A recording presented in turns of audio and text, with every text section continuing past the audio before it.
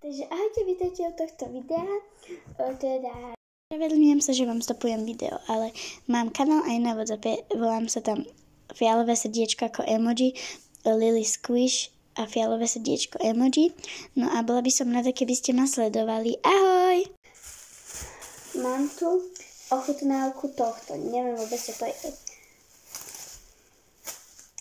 Dneska sme to objavili v pekárni Pampúšiku. Wow, tá obľúbená farba je fialová. Bolo to aj rúžové, ale proste fialová je the best. Proste neviem, prečo som povedala the best, ale OK. Dobre, mám toto takto a ideme to ochutnať.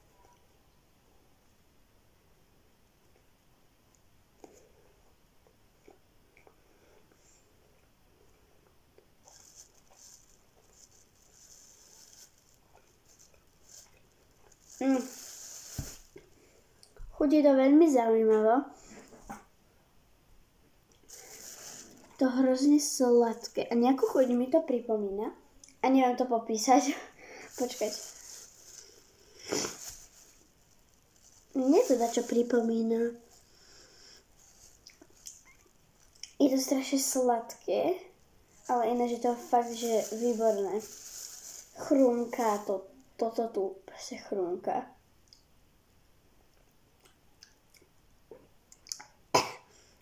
Trošku chrumká. Keď si to dáte aj s týmto, no tak to úplne chrumká. Lebo to sa láme, toto. Len už to je mäkké.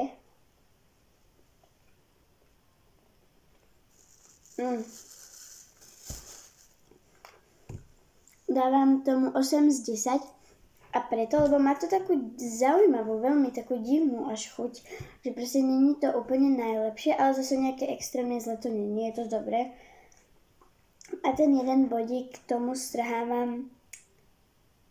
Je to proste, neviem, proste za tú chuť, že akože strašne mi to chutí, akože je to fakt výborné, že... Ale proste je to také zaujímavé, že neviem rozoznať. Dobre, 9 z 10 za tú chuť. Jeden podávam dole. Takže vidíme sa pri ďalších videách. Teda toto tu, ak si chcete kúpiť, tak to je v pekárni Hviezdoslavov. Či Kvetoslavov. Proste volá sa to, že pekáreň Kvetoslavov, ale akože my to tu máme, že Pampúšik nazvané. Takže vidíme sa pri ďalšom videu teda. Idem točiť ďalšie a ahojte!